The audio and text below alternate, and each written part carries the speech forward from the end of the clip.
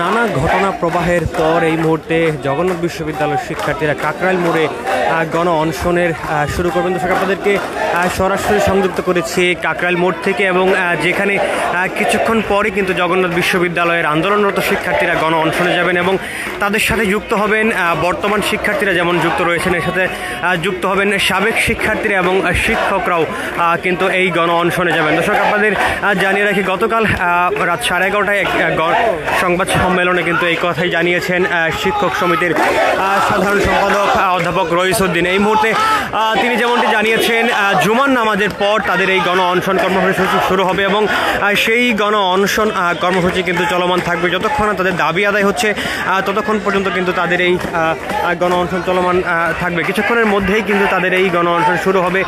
এই মুহূর্তে কিন্তু শিক্ষার্থীরা অবস্থান করছেন এই কাকরাইল মোড়ে, এবং যেখানে প্রধান উপদেষ্টার বাসভবন যমুনার যে মূল সড়কটি রয়েছে সেই সড়কের সামনেই ব্যারিকেড,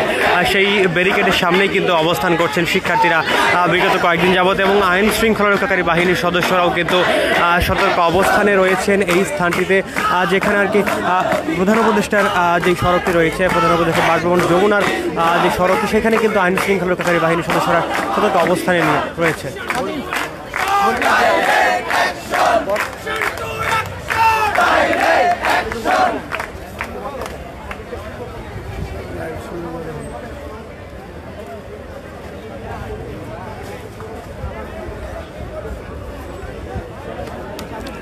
দর্শক, 3 দফা দাবিতে কিন্তু শিক্ষার্থীরা এই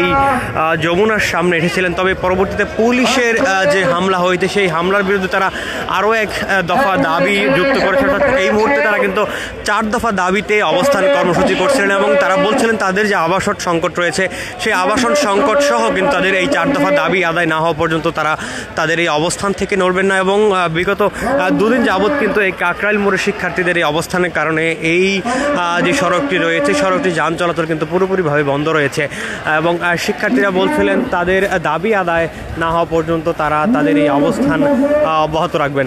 দর্শক, শিক্ষার্থীদের যে দাবিগুলো রয়েছে সেই দাবিগুলো আপনাদের যদি আমরা জানিয়ে রাখি, আবাসন ব্যবস্থা নিশ্চিত না হওয়া পর্যন্ত জগন্নাথ বিশ্ববিদ্যালয়ের 70% শিক্ষার্থীর জন্য 2025-26 অর্থবছর থেকে আবাসন বৃত্তি কার্যকর করতে হবে। দ্বিতীয় যে দাবিটি বিশ্ববিদ্যালয়ের শিক্ষার্থীরা করছিলেন, এই অর্থবছর থেকে প্রস্তাবিত পূর্ণাঙ্গ বাজেট কাটছাট না করে অনুমোদন করতে হবে, এবং 3 নম্বর যে দাবিটি শিক্ষার্থীরা করেছিলেন, দ্বিতীয় ক্যাম্পাসের কাজ পরবর্তী একনেক সভায় অনুমোদন করে অগ্রাধিকার প্রকল্পের আওতায় বাস্তবায়ন করতে হবে, এবং সর্বশেষ যে দাবিটি তারা যুক্ত করেছেন সেটি হচ্ছে শিক্ষার্থীদের উপর আক্রমণ করা, পুলিশের বিচার করা। অর্থাৎ গত 2 দিন আগে শিক্ষার্থীরা যখন এই যমুনা অভিমুখে আসার চেষ্টা করেছিলেন, তখন কিন্তু এই কাকরাইল মোড়ে পুলিশ তাদের উপর হামলা করেছে বলে অভিযোগ করেছিলেন, এবং সেই হামলায় তাদের অনেক শিক্ষার্থী আহত হয়েছেন, এবং সেই হামলায় জড়িত পুলিশ সদস্যদের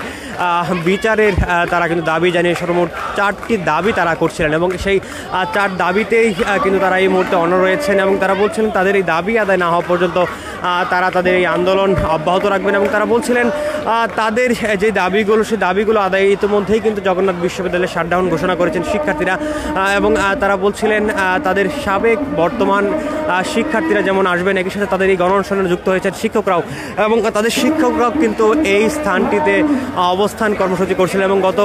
2 দিন গত বুধবারে কিন্তু বিশ্ববিদ্যালয়ের উপাচার্য এসেছিলেন শিক্ষার্থীদের এই আন্দোলনেও। এছাড়াও বিশ্ববিদ্যালয়ের শিক্ষক সমিতি প্রক্টর সহ যারা নেতৃস্থানীয় রয়েছেন, এছাড়াও সাধারণ শিক্ষার্থীদের সাথে কিন্তু শিক্ষকরাও এসে যুক্ত হয়েছেন শিক্ষার্থীদের এই আন্দোলনে।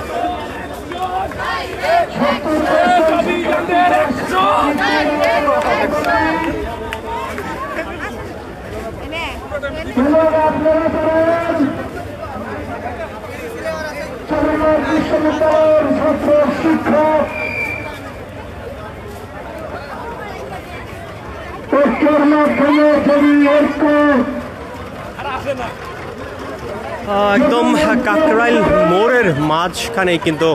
অবস্থান করছেন কয়েকজন, তারা কিন্তু সেখানে শুয়ে আছেন, শুয়ে কিন্তু অবস্থান করছিলেন।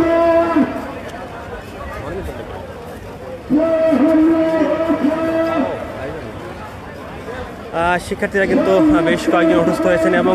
শিক্ষার্থীরা বলছিলেন পুলিশ যে হামলা করেছিল তাদের উপরে, সেই হামলায় তাদের বেশ কয়েকজন শিক্ষার্থী অসুস্থ হয়েছেন। এছাড়াও যারা এখানে অবস্থান করছেন টানা গরম এবং বৃষ্টিতে এতে কিন্তু তাদের বেশ কয়েকজন শিক্ষার্থী এদের মধ্যে অসুস্থ হয়ে পড়েছেন। দর্শক আপনাদের যদি আমরা দেখানোর চেষ্টা করি, কাকরাইল মোড়ের বিভিন্ন পয়েন্টে কিন্তু শিক্ষার্থীরা অবস্থান নিয়েছেন এবং ব্যারিকেড প্রদান করে কোনো ধরনের যান চলাচল যেন করতে না পারে সেই বিষয়টি কিন্তু শিক্ষার্থীরা বসে অবস্থান করছিলেন।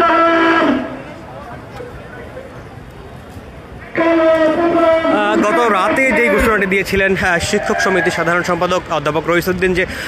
গণ অনশনে যুক্ত হচ্ছেন জুমার নামাজের পর তারা, এবং এই গণ অনশনে কিন্তু সাবেক বর্তমান এবং শিক্ষকরাও যুক্ত হচ্ছেন, সেই ঘোষণার প্রেক্ষিতে কিন্তু কিছুক্ষণের মধ্যেই শুরু হবে সেই গণ অনশন এবং সেই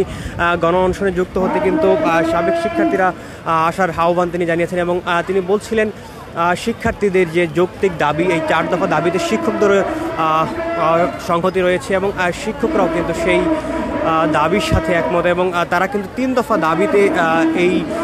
কাকরাইল মোড়ে আসার চেষ্টা করেছিলেন। প্রধান উপদেষ্টার বাসভবন যমুনার আসার চেষ্টা করেছিলেন, তবে পুলিশের বাধায় কিন্তু তাদের কিন্তু বাধা প্রদান করেছিল এবং হামলা করা হয়েছিল বলে কিন্তু শিক্ষার্থীরা অভিযোগ করছিলেন। সেই অভিযুক্ত পুলিশ সদস্যদের বিচারের আওতায় আনার দাবিটি তারা যুক্ত করে এই মুহূর্তে কিন্তু 4 দফা দাবি নিয়ে তারা